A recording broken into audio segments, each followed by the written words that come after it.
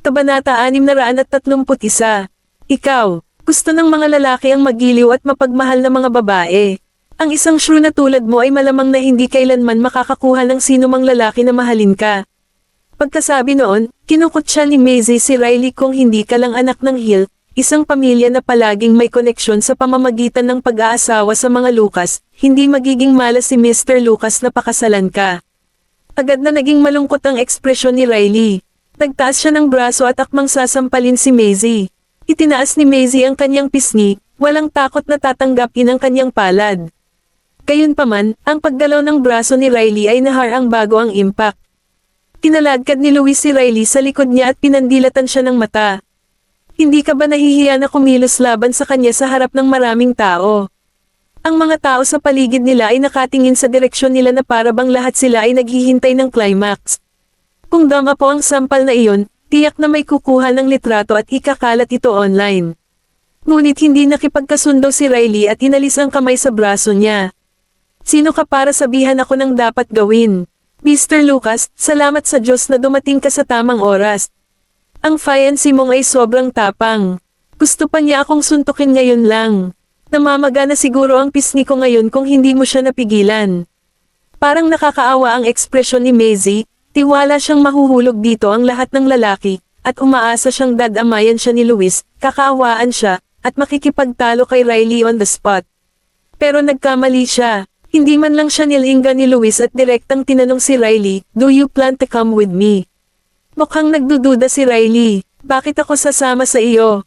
Nang makitang hindi nahulog si Louis sa kanyang balak, hindi tumigil doon si Maisie. "Mr. Lucas, ang fiancé mo ang naunang nag-overboard. Hindi ba dapat humingi muna siya ng tawad sa akin?" Susumpi na sana ni Riley si Maisie nang tingnan ito na masama ni Louis.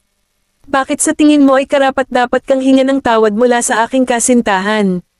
Naninigas ang ekspresyon ni Maisie. "Dahil lang ba ikakasal ka na sa Boucher?" Natigilan si Maisie. "Hindi ka ba nagiging masyadong malaki para sa iyong boot? Hindi mo ba tinitingnan ang iyong sarili sa salamin araw-araw bago ka umalis sa iyong bahay? Bakit mo naiisip na ang ganda mo at lahat ng lalaki ay umiikot sa iyo na parang langaw?" Unti-unting naging malungkot ang ekspresyon ni Maisie. Hindi nagpakita ng awa si Louis at nagpatuloy. "Pero tama ka rin sa ganyang paraan. Langaw lang ang gustong umikot sa isang tambak ng dumi. Gayunpaman, hindi ako langaw, kaya hindi ako interesado sa isang tumpok ng dumi."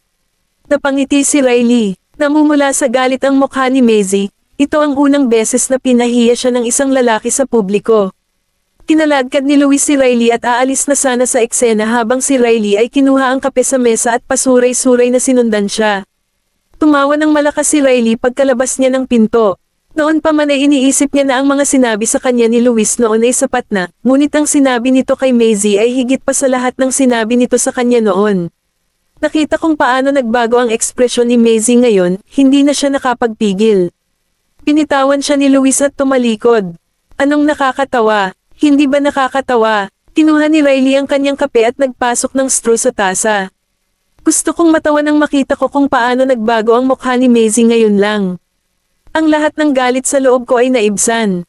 Talagang karapat-dapat siyang bigyan ng balak ng sinumang lalaki sa mga araw na ito." Galit na galit si Riley noong una kaya gusto niyang sumugod at sipin ang puwitan ni Maisie, ngunit ayaw na niyang gawin iyon ngayon. Ngumuso si Louis at tumabi sa kanya. "Kaya, hindi ba dapat magpasalamat ka sa akin?" Sinipsip ni Riley ang kanyang kape sa pamamagitan ng straw. "Bakit ako magpapasalamat sa iyo?" Nang makitang naging malungkot ang ekspresyon ni Louis, napakurap si Riley. "Hindi ko naman hiniling na bigyan mo siya ng impyerno.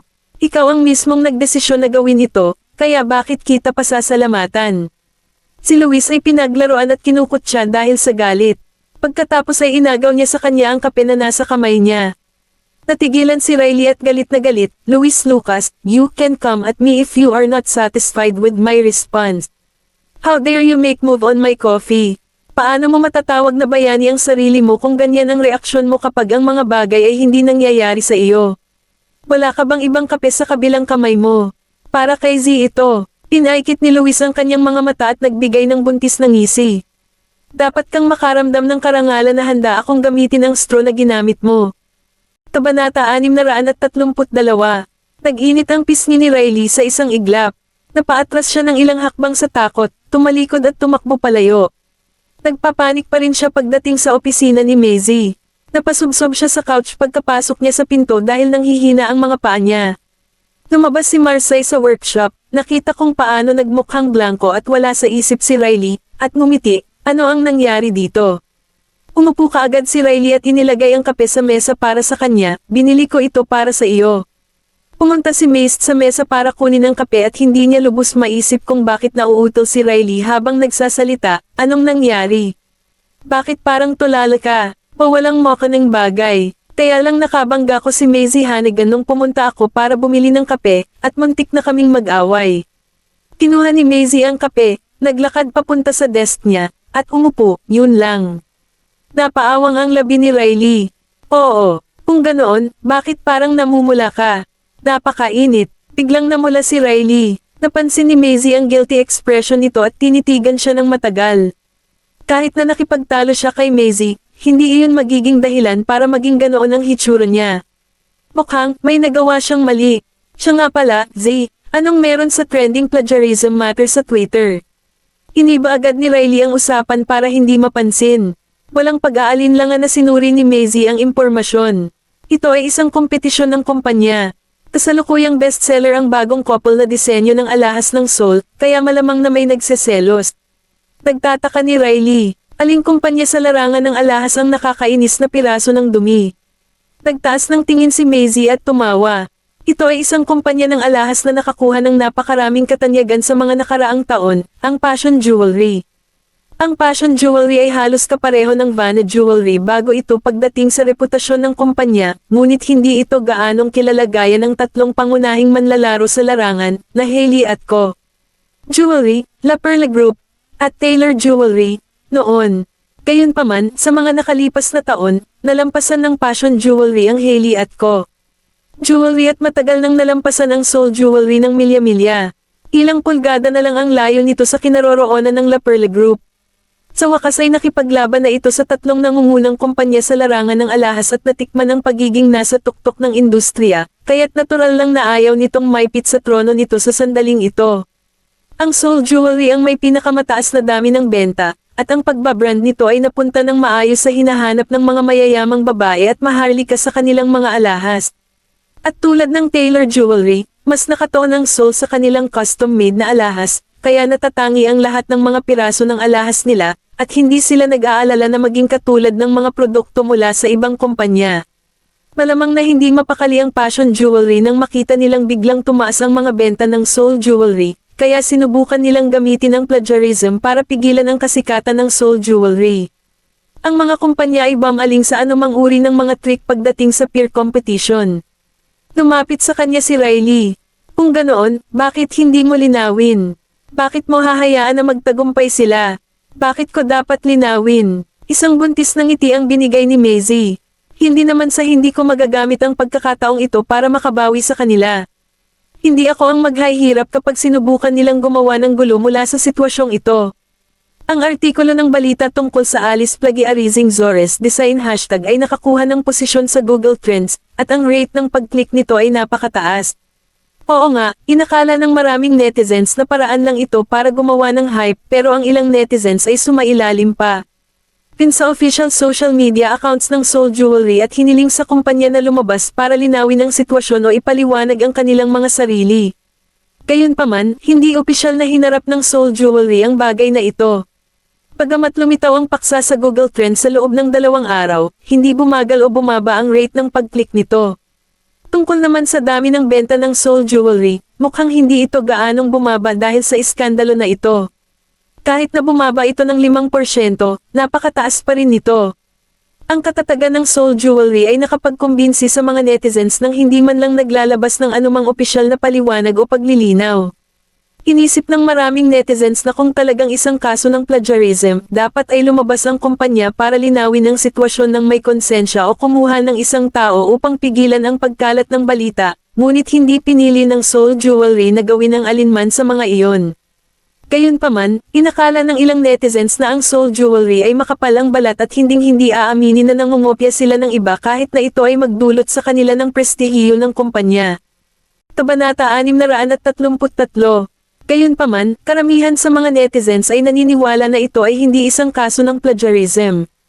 Kahit na ang disenyo ay mukhang pareho, mayroon pa ring iba pang mga personal touch, kaya ang kasong ito ay hindi matukoy bilang plagiarism. Tinanong pa nila ang grupo ng mga tao na nagsasabing ito ay plagiarism kung bakit naisip nila iyon. Malamang na napagtanto ng mga nangungunang executive ng fashion jewelry, na ang kanilang plano ay hindi nakapigil sa tsansa ng pag-unlad ng kanilang kakumpetensya, ngunit ito ay naghihikayat pa sa paglago nito. Kaya, gusto nilang alisin ang artikulo mula sa Google Trends. Ngunit ang hindi nila inaasahang makita ay hindi nila ito maalis dahil may taong may ginawa sa trending ng news article na may malaking pera. At nang sinubukan nilang doblehin ang presyo na inaalok ng kabilang partido, gagawin din ng kabilang partido. Dodoblehin din ang kanilang kasalukuyang offer. Gumagastos sila ngayon ng malaking pera upang baligtarin ang isang bagay na ginawa nila noon. Umupo si Maisy sa harap ng computer at tumingin sa Twitter account ng kumpanya nang pumasok si Kennedy. Ang fashion jewelry ay sumuko na sa article na parang hindi na nila kayang maglaro. Pinaikit ni Maisy ang kanyang mga mata. Dapat ay naubusan sila ng pera, ngunit dapat pa rin silang magkaroon ng iba pang mga tricks sa kanilang manggas. Si Maisy ay gumagastos na sinusubukang ipagtanggol ang posisyon ng Seoul sa Google Trends habang sinusubukan manan ng fashion jewelry na alisin sila sa listahan. Si Nolan ay nasa iba namang paggastos, sinusubukang sirain ang Hannigan Inc. Napatulala si Quincy. Siguro nasisiraan na ang mag-asawang ito, di ba? Ano sa tingin nila ang ginagawa nila? Ang nakakaawang bagay ay hindi malaman ni Nathaniel kung bakit bumaba ng husto ang mga stock ng Hannigan's Inc. sa loob ng 2 magkasunod na araw. Siya ay abala na hindi man lang siya makahanap ng oras upang makipag-usap sa Boucher tungkol sa kanyang plano na i-connecta ang magkabilang pamilya, sa pamamagitan ng pagpapakasal sa kanyang anak na babae sa anak ng mga Boucher. Nabalitaan na tinawag ni Nathaniel ang kanyang anak upang humingi ng tulong sa kanyang mga kaibigan, si Helios o Luis, ngunit ayaw tumulong ni Tanner, at ang pagtanggi na iyon ay nagpadala kay Nathaniel sa ospital. Tungkol naman sa balita tungkol sa pagbagsak ng stock ng Hannigan Inc. at kung paano na-hospital si Nathaniel, nalaman ni Maisy ang tungkol sa mga ito dahil sa The Single Ladies of Baseburg WhatsApp group chat. Barbara, si walang dapat gumanti sa mga Hannigan, tama ba? Bakit kaya bumagsak ng husto ang stocks ng kanilang kumpanya sa loob ng 2 araw? Leaf Noah, narinig din ni Maisy ang pagrereklamo nito. Malapit na siyang umiyak hanggang mamatay. Mukhang past tense na ang pangarap niyang magpakasal sa mga Boucher ngayon. Jenny Winner, the Hannigan must have been pranked. Kung hindi sana bumagsak ang stocks ng kumpanya nila ng ganoon kabilis. May isip ng tatay ko na paalisan ako sa mansyon para mamaalamos kung bumagsak ang stocks ng kumpanya ng pamilya ko. Barbara, si kagagawan kaya ni Mr. Goldman. Kung tutusin, sinubukan ni Maisy at ng kanyang ama na gumawa ng kalokohan sa kanya. Jenny Winner, holy shit. Tawa ng tawa si Maisy nang makita ang text na ito. Agad niyang ipinasa ang mensahe kay Quincy. Tinanong siya kung ang nangyayari sa mga Hannigan ay talagang ginagawa ni Nolan. Tiyak na sumagot si Quincy, oo. Nang gabing iyon, sa Goldman Mansion. Lumabas ng banyo si Maisy pagkatapos maligo. Nakaupo pa rin si Nolan sa harap ng laptop, nakatitig sa screen habang nagtatype ang mga daliri niya sa keyboard sa light speed. Nakasuot siya ng maitim na kamiseta na ang magkabilang manggas ay nakapulupot hanggang sa kanyang siko, at siya ay mukhang sobrang tutok at seryoso. Umikot si Maisy sa likuran niya, yumuko, at ipinulupot ang mga braso sa balikat nito. Bakit mo gustong pabagsakin ang mga Hannigan ng biglaan? Napatigil si Nolan sa kanyang ginagawa nang ang mahabang buhok nito ay umaagos sa kanyang dibdib na parang itim na damong dagat. Katatapos lang niyang maligo, kaya ang bango ng kanyang shampoo ay bumalat sa hangin sa paligid niya, dahilan para mawalan siya ng focus ng ilang segundo. Gagawin ko lahat ng gusto ko basta gusto ko. Inilipat ni Maisy ang ulo sa tabi ng tenga nito at marahang bumantong hininga. Talaga, nang maramdamang nanigas ang katawan ni Nolan, lalong tumindi ang kanyang ngisi. Ituloy mo, nandito lang ako para manood. Huminto si Nolan sa kanyang ginagawa, kinaladkad siya sa kanyang mga bisig, sinipsip ang kanyang leeg, at sinabi sa paus na boses, ganito ba ang hinihiling mo sa akin na magpatuloy sa aking trabaho? Inaakit niya ako. Nagkunwaring inosente si Maisy. Anong ginawa ko? Ikaw ang hindi makapagpigil. Ilang pulgada na lang ang layo ng kanyang mukha, at hinalikan ni Maisy ang kanyang mga labi. Ang mga banayad na pagbabago sa mga mata ni Nolan ay naging mas painit ng painit. Isinara niya ang takip ng kanyang laptop, binuhat siya, dinala sa kama, at idiniin sa kutsan. Sinadya mo ito. Nagtaas ng kilay si Maisie, hinawakan ang pisngi niya, at hinalikan siya. Ang kanyang magiliw na titig ay naging mas kaakit-akit. Maaari mo akong tanggihan palagi. Kabanata 634. Hindi ko kaya. Paus ang boses ni Nolan. Pagkatapos ay hinalikan siya ng mariin habang palamig ng palamig ang mga bagay.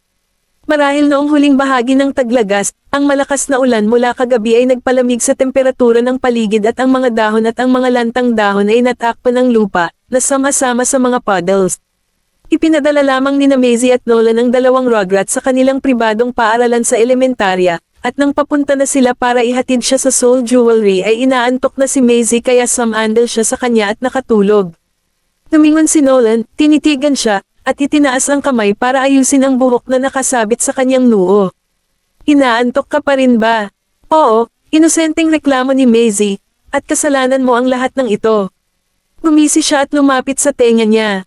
Hindi mo ba kasalanan? Inangat ni Maisie ang kanyang ulo, ipinatong ang kanyang baba sa kanyang balikat, at tinitigan siya. Hindi kita pinayagang makadalawang beses sa isang gabi. Oo naman, si Nolan, na may amnesia, ay hindi lamang hindi napigilan kundi napakasigla rin. Halos masuffocate na niya si Maisie sa lahat ng mga kilos na pinagdaanan niya noong nakaraang gabi. Walang sinabi si Nolan. Anyway, proud na proud siya sa sarili niya deep inside. Nagring ang cellphone ni Maisie sa oras na ito ay may malaking nangyari para tawagan siya ni Kennedy ng madaling araw.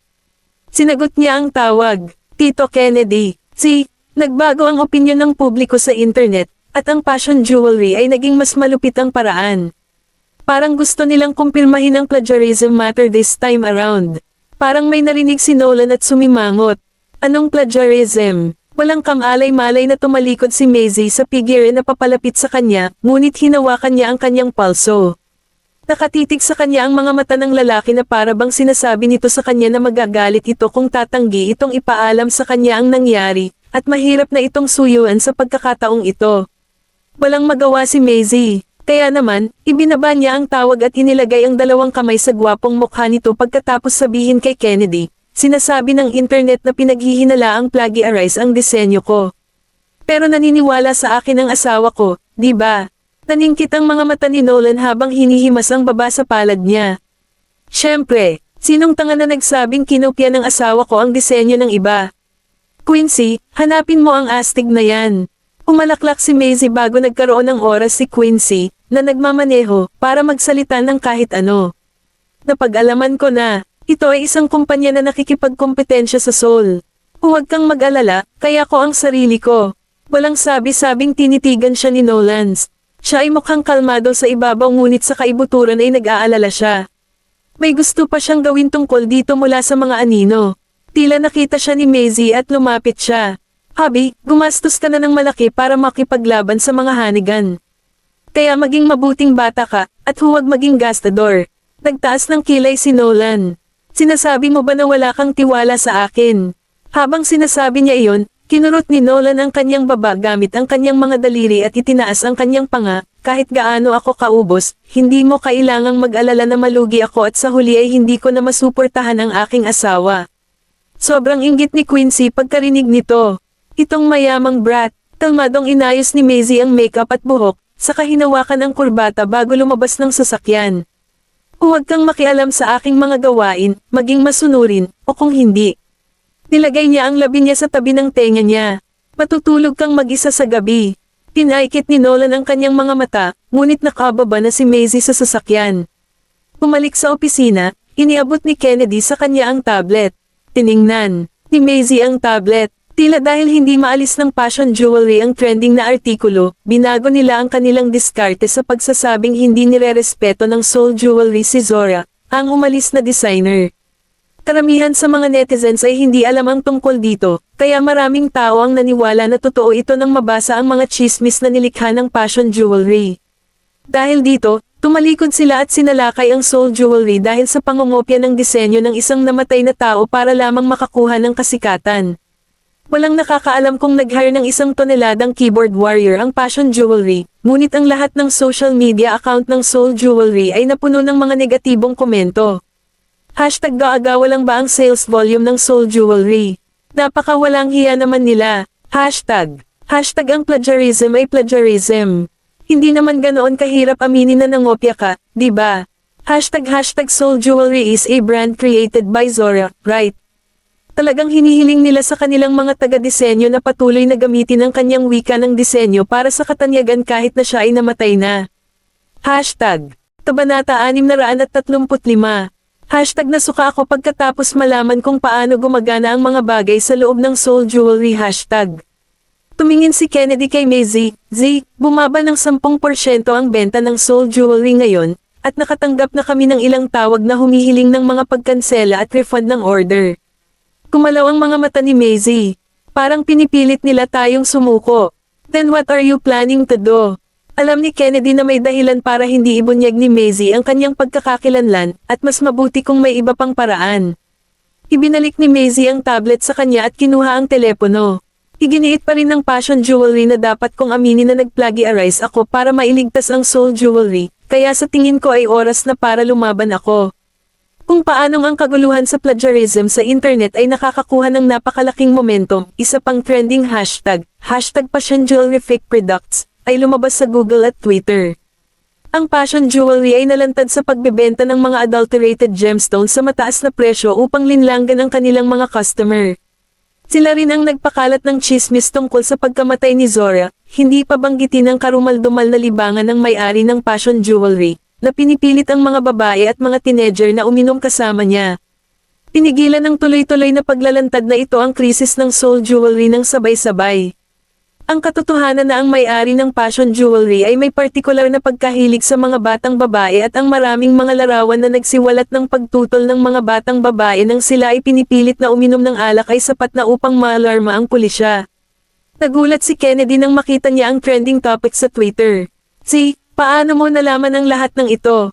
Napangisi si Maisy. Ito ay salamat sa group chat. Isang oras na ang nakalipas, nagtanong siya tungkol sa may-ari ng Passion Jewelry sa group chat at nangako sa lahat sa grupo na makakakuha sila ng 50% na diskwento kapag gusto nilang mag-order ng isang piraso ng alahas mula sa Soul sa hinaharap. Ang kailangan lang nilang gawin ay banggitin ang pangalan ng group chat kapag sila ay naglalagay ng kanilang mga order. Ang mga kababaihan ng upper class ng lipunan ay karaniwang nagpapanatili ng isang malapit na relasyon sa isang malawak na hanay ng mga lipunan, hindi pa banggitin ang mga koneksyon na nakuha nila sa pamamagitan ng mga relasyon. Maaari nilang malaman kung minsan ang tungkol sa mga lihim na kahit na ang pinakamahusay na mga reporter ay hindi maaaring makakuha ng kanilang mga kamay. Ilang babae sa grupo ang may masamang impresyon sa may-ari ng Passion Jewelry. Sinabi nila na nakita nila siya na nakikipag-inuman kasama ang mga random na batang babae sa mga high-end na club sa maraming pagkakataon. Nagkataon, ang isa sa mga babae sa chat ng grupo ay kasama ng isang batang executive ng Haley Group. Minsan na niyang narinig mula sa kanya ang tungkol sa kung paano umunlad ang Passion Jewelry sa mga nakalipas na taon, kahit na nalampasan niya ang Haley Group sa bagay na iyon. Maraming mapanlinlang na elemento ang kasangkot sa kalakaran na ito. Dahil dito, hiniling ni Maisy kay Quincy na tulungan siyang magsagawa ng malalim na pagsisiyasat, at sa katunayan, nalaman niyang may mali.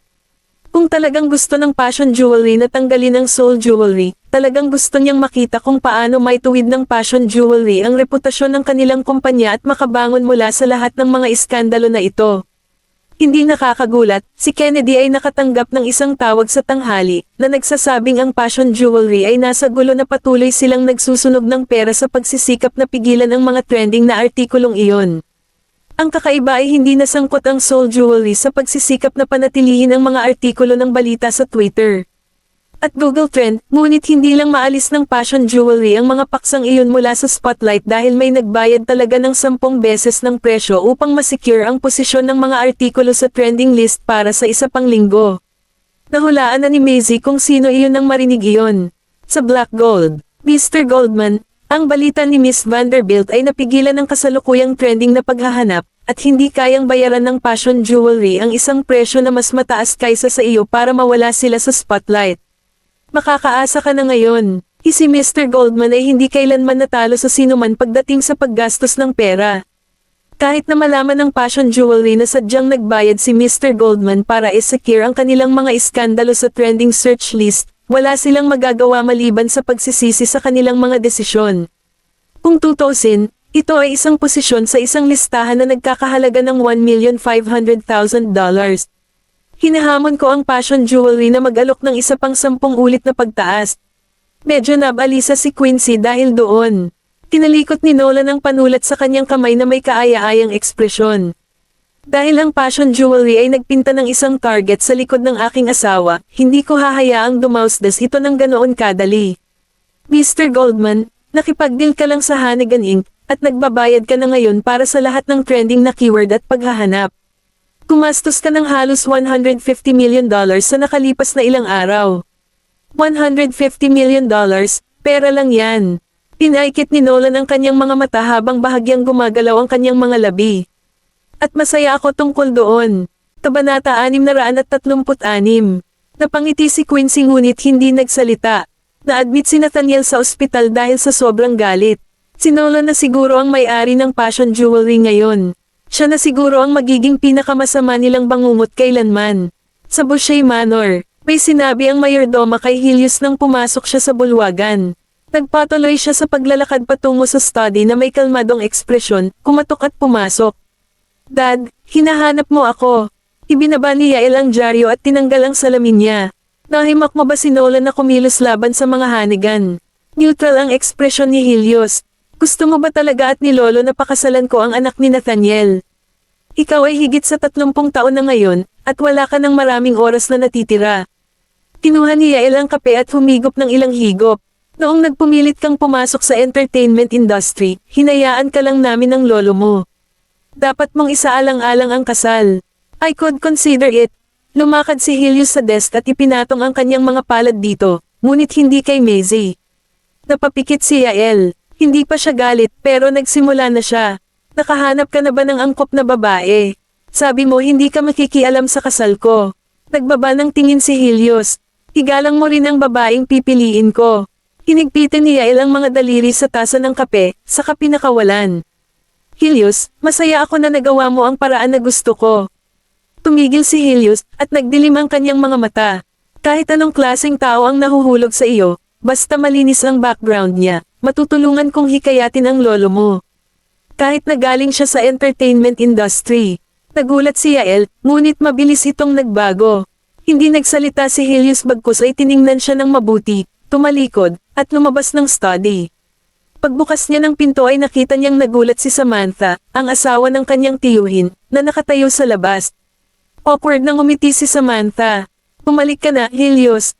Nakita ni Helios ang purplish ligature mark sa kanyang palso.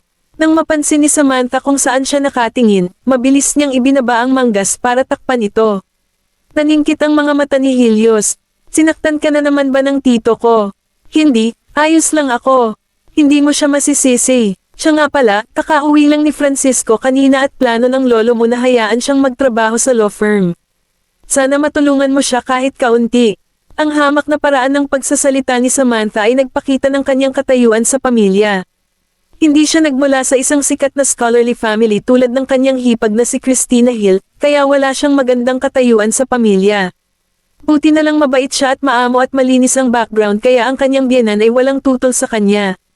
Gayunpaman, hindi siya maaaring maging kapantay ng kanyang kapatid na lalaki at hipag, kaya siya ay isang pagkabigo bilang asawa sa kanyang asawang si Eugene. Ngumiti si Helios, huwag kang mag-alala, pinsan ko si Francisco. Sisiguraduhin kong may magbabantay sa kanya. Kinagabihan, inaya ni Riley si Maisie para maghapunan at sinabing dalawang socialite ang gustong makipagkita sa kanya.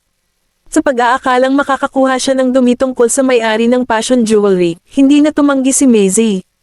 Nagpadala siya ng mensahe kay Quincy para sabihin nito kay Nolan na hindi siya babalik para sa hapunan.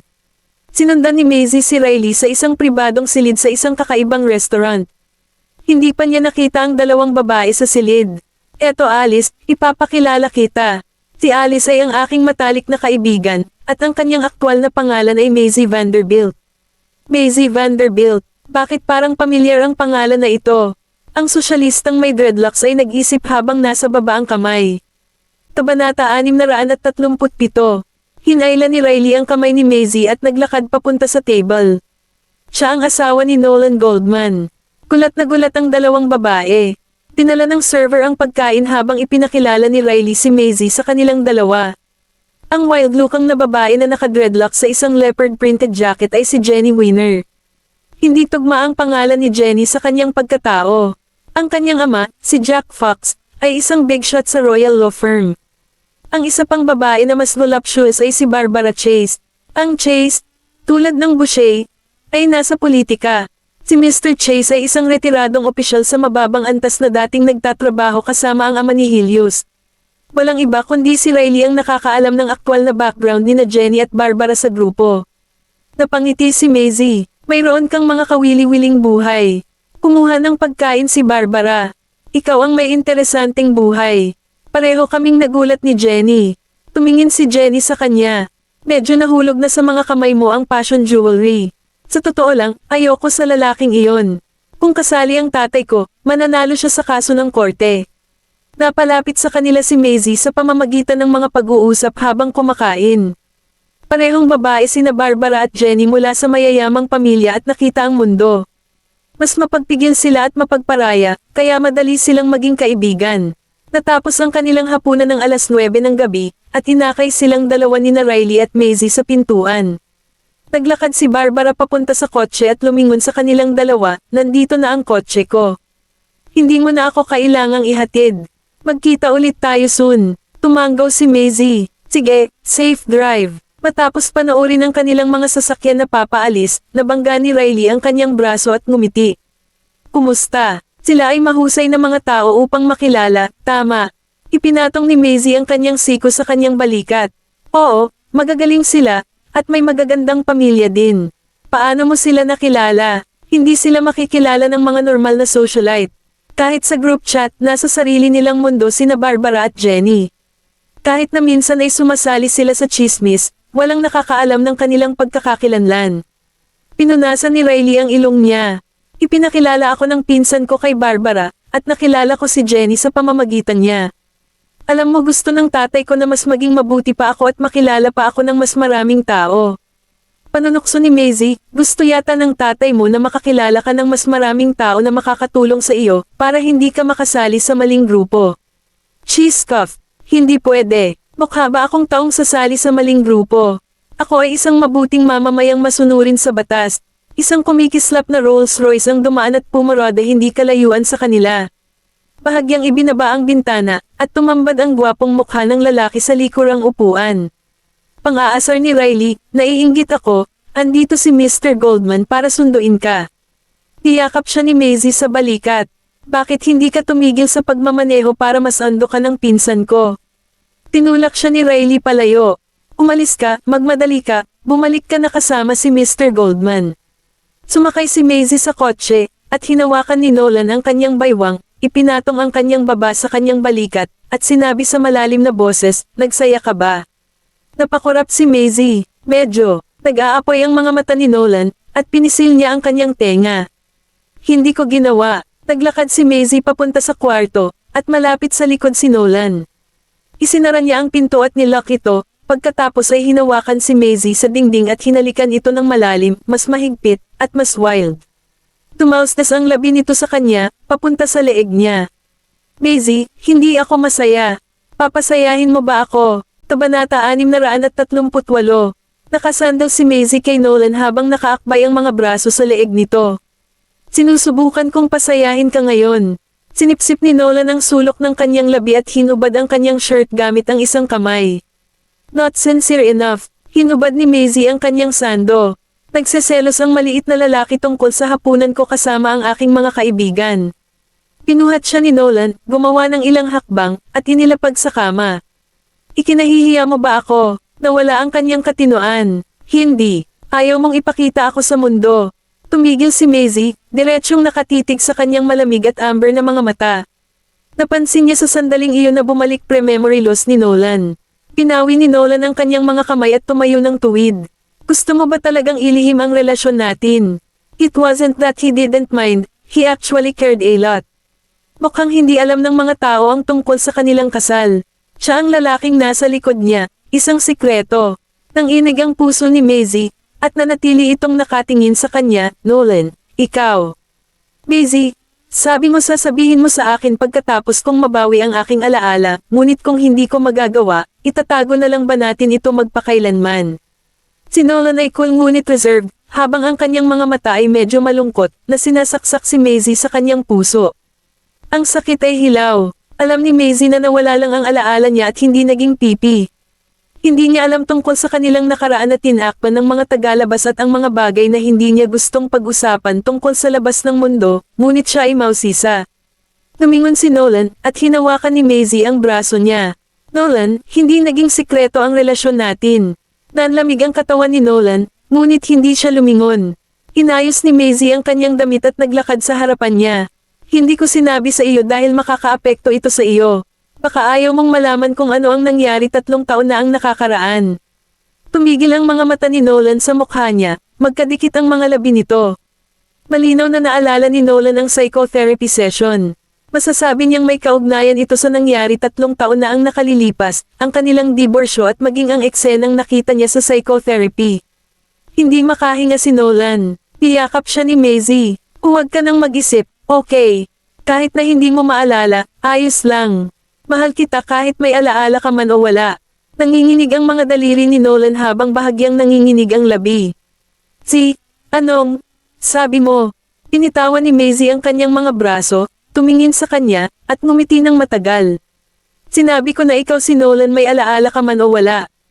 Pinagdikit ni Nolan ang mga labi dahil hindi na niya uulitin. Narinig niyang sinabi nito na mamahalin siya nito kahit may alaala man ito o wala. Humikab si Maisie. Magsa-shower ako tapos matutulog. Inis na inis si Nolan. Iiwan mo akong nakabitin. Huminto si Maisie sa harap ng banyo, tumalikod, at ngumiti sa kanya. Gusto mong tumigil, hindi sa ayaw kitang bigyan ng pagkakataon. Nalampasan mo na ang istasyon mo. Natigilan si Nolan. Madilim ang gabi, at kumikinang ang mga neon na ilaw sa walang laman at tahimik na mga lansangan. Nagdala si Kennedy ng pagkain pabalik sa gabi, ngunit nang dumaan siya sa isa sa mga eskinita, pinalibutan siya ng ilang mga tulisan. Ikaw ang taong namamahala sa Seoul. Ang lalaking may pulang buhok at isang sigarilyo ang tila pinuno nila. Kumunat ang noo ni Kennedy. Kung alam nilang nagtatrabaho siya sa Seoul, ang target nila ay Seoul. May pumasok sa isip niya. Pinadala ka ba ng may-ari ng fashion jewelry? Tama na ang maraming dada. Kinuha namin ang pera, kaya gagawin namin ang trabaho. Wala kang pakialam kung sino ang nagpadala sa amin. Kabanata 639. Ibinagsak ng lalaking may pulang buhok ang upos ng sigarilyo sa lupa, at itinulak ng ilang lalaking nasa likuran niya si Kennedy sa dingding. Ang pagkain sa kanyang mga kamay ay nahulog sa lupa habang ang ilang mga kabataang lalaki ay nagtaas ng mga pamalo sa kanilang mga kamay upang hampasin si Kennedy. Iniiwasan ang kanyang ulo at pinatamaan ang kanyang mga braso at binti. Bumagsak si Kennedy sa lupa, lumabas ang dugo sa sulok ng kanyang bibig. Namamanhid at nanginginig ang kanyang mga braso, ngunit hindi siya nagmakaawa. Naglakad sa harapan niya ang lalaking mapula ang buhok at tinapakan ng likod niya para sipin siya patungo sa sulok ng dingding, saka humakbang ng malakas sa palad niya. Matanda, maaari kang magpatalo. Kinuha niya ang pamalo sa lalaking nasa likuran niya at itinuro ang kaliwang braso niya. May humiling sa amin na baliin ang braso mo. Huwag mo akong sisihin, ikaw ang nakasakit ng isang tao. Itinaas niya ang pamalo pataas. May biglang tumigil na sasakyan sa labas ng eskinita. Nabulag sila ng mga ilaw ng sasakyan habang patuloy na umaalingaw-ngaw ang matalim na tunog ng busina. Ang ilang mga lalaki ay natakot na may ibang darating, dumura sa sahig, at mabilis na umalis. Napasandal si Kennedy sa dingding na walang lakas sa kanyang mga braso. Malabo niyang nakita ang isang medyo may edad na babae na naka-trenchcoat na dahan-daang papalapit. Sir, ayos lang po ba kayo? Sir, nagising si Maisie sa ringtone ng kanyang telepono 3:00 ng madaling araw. Itinaas niya ang kanyang kamay para damhin ito, napakurap-kurap habang nakatingin sa screen, pagkatapos ay sinagot. May sinabi ang tumatawag na nagpawala ng antok sa kanya, at umupo siya, sa ang ospital. Itinalak niya ang kanyang kumot at bumangon sa kama. Sige, pupunta na ako. Pinuksan ni Nolan ang ilaw sa nightstand at umupo. Ano ang nangyayari? Naglakad si Maisie sa closet, kumuha ng damit, at naghubad ng coat. Si Uncle Kennedy ay binugbog at nasa ospital. Pupuntahan ko siya doon. Agad na itinulak ni Nolan ang kumot at bumangon. Sasamahan kita. Nakarating sina Maisie at Nolan sa ospital. Nagmamadali siyang pumunta sa ward at itinulak ang pinto. Sa silid, nakaupo si Kennedy na nakatalikod sa headboard. Kitang-kita ang mga pasa sa kanyang mukha, at nakaplaster ang magkabilang braso.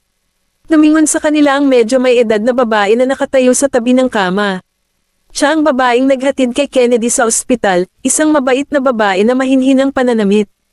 Tito Kennedy, mabilis na naglakad si Maisie papunta sa kama, mukhang nag-aalala. Ngumiti si Kennedy. Okay lang ako, pero hindi ako makakapasok sa opisina. Bumagsak ang mukha ni Maisie. Sino ang gumawa nito? Tumigil si Kennedy ngunit hindi nagsalita. Tumingin sa kanya ang medyo may edad na babae at sinabing, ilang thugs lang. Buti na lang napadaan ako at nakita ko. Kung hindi, baka mas malala pa siya. Sinabi sa kanya ni Maisie, salamat. Wala lang, huwag kang mag-alala. Aalis na ako ngayong nandito ka na. Ngumiti ang babae. Sa paraan ng pagdala niya sa sarili, masasabi nilang mula siya sa isang mayamang pamilya. Lumabas ng kwarto ang babae, ngunit nakakunot ang noo ni Nolan habang pinagmamasdan siyang maglakad palayo. Pakiramdam niya ay nakita na niya ito sa kung saan. Huwag mo akong alalahanin, Zay. Ayos lang ako. Tumingin si Kennedy kay Maisie, sinusubukang paginhawahin siya. Gayunpaman, hindi makapagpahinga si Maisie. Alam niya iyon. Si Kennedy ay hindi makakasakit ng sinuman, at ang mga tao ay hindi basta-basta na lang siya bubugbugin. Ano ang tinatago mo sa akin, Tio Kennedy? Bumaba ang tingin ni Candy. Alam niyang hindi ito basta-basta palalampasan ni Carol Baker. Buti na lang, ako ang nabugbog, Zay. Buti na lang siya ang nabugbog. Hindi maiwasan ni Maisie na mag-isip ng kung ano-ano. Dahil ba ito sa soul? Ginawa ba ito ng may-ari ng Passion Jewelry? Kabanata 640. Hindi sumagot si Kennedy, ngunit alam na ni Maisie, at ang kanyang mukha ay naging madilim. Sige, ilalagay ko ito sa Passion. Hindi rin siya santo. Babalikan niya ang mga ito para sa pagkakasangkot ng isang taong malapit sa kanya. Nag-aalala si Kenny. Hindi nila hahayaan na lang ito. Nalaman siguro ng may-ari ng Passion na related sa soul ang pagka-expose nila kaya gagawa sila ng paraan para makaganti. Ngumiti siya. Alam ko kung ano ang gagawin. Umalis sina Maisie at Nolan, ngunit hindi niya maiiwan si Kennedy na mag-isa sa ospital. Nolan, maaari mo bang hilingin kay Quincy na magpadala ng isang tao upang magbantay kay Uncle Kennedy? Alam ni Nolan na nag-aalala siya na baka atakihin siya ng mga taong iyon sa ospital, kaya tinawagan niya si Quincy. Samaan daw si Nolan sa kanya nang huminto sila sa isang pulang ilaw pabalik. Gawin mo na ang gusto mo, Zay. Kahit ipabangkarote mo ang Passion, wala akong pakialam. Magbabayad ako para sa'yo. Tumawa si Maisie. Kung nabangkarote ang Passion, hindi ba mawawalan ng trabaho ang mga empleyado nila? Walang pakialam si Nolan. Maaari silang makakuha ng mga bagong trabaho. Ang Passion ay samobra ba kaya dapat nila itong isisi sa kanilang amo? Ang kanyang asawa ay hindi dapat mabuli. Hindi siya matatakot sa maliit na Passion Jewelry. Sa Boucher Manor, ang villa sa side wing. Late na nakabalik si Samantha Green. Gising pa ang yaya sa villa, gumagawa ng hangover food. Laking gulat ni Samantha na gumagawa ng hangover food si yaya. Ibig sabihin bumalik na siya. Nilinga ng yaya si Samantha ngunit hindi na siya nagulat na late na siya nakabalik dahil alam niya kung bakit nasa labas si Samantha. Maligayang pagbabalik, madam. Si Mr. Boucher ay nasa bahay din, ngunit huwag kang mag-alala, siya ay lasing na lasing. Pinagluto ko siya ng sopas. Alam ng mga yaya kung paano siya nito tretuhin. Hindi siya magdadalawang isip na umuwi kung hindi dahil sa treto sa kanya ng asawa. Gayunpaman, mula nang bumalik si Francisco mula sa kampo ng pagsasanay, hindi na nananatili si Samantha. Sa kasamaang palad, hindi siya tinatreto ng kanyang asawa ng tama kapag bumalik siya. Salamat, wika ni Samantha na may halong basag na boses, saka dumiretso sa itaas. Napahinto siya nang may nakita siyang mga ilaw na nagmumula sa mga siwang ng pinto. Pagbukas niya ng pinto ay sinalubong siya ng malakas na amoy ng alak. Nakahiga si Eugene sa kama na nakasuot pa rin ng damit at sapatos, blackout na lasing. Tiningnan ni Samantha ang wedding photo nila sa dingding at hinawakan ang divorce papers. Umasim ang ilong niya. Nangako si Eugene na hindi siya pababayaan kapag ikinasal sila, ngunit niloloko siya nito noong ipinagbubuntis niya si Francisco. Nangako siya na magbabago siya, ngunit ibinalik ng karahasan ang kanyang pagpaparaya. Maraming babae ang sumubok na magpakasal para sa pera, ngunit hindi siya makapaghintay na umalis. Kinabukasan, Ang may-ari ng hashtag Passion Jewelry ay nalantad sa panunuhol hashtag. Bukod sa paunang balitang dumi, at KK, isa pang balita ang napost online, na tumama sa Passion Jewelry. Bumagsak ang market value ng Passion Jewelry sa nangungunang tatlo, na nagbibigay ng pagkakataon sa Hailey & Co. Na makapasok sa third place, habang ang Sol ay nasa ika-4 na, nalampasan ang Passion. Alam ng ibang kumpanya ng alahas ang tungkol sa kompetisyon sa pagitan ng Sol at Passion, ngunit hindi sila kasali at mga manunood lamang. Patuloy na lumalabas ang balita tungkol sa Passion, kaya maliwanag na nauugnay ito sa mga akusasyon ng plagiarism ng Sol Jewelry. Ito malamang ang ganti ng Sol.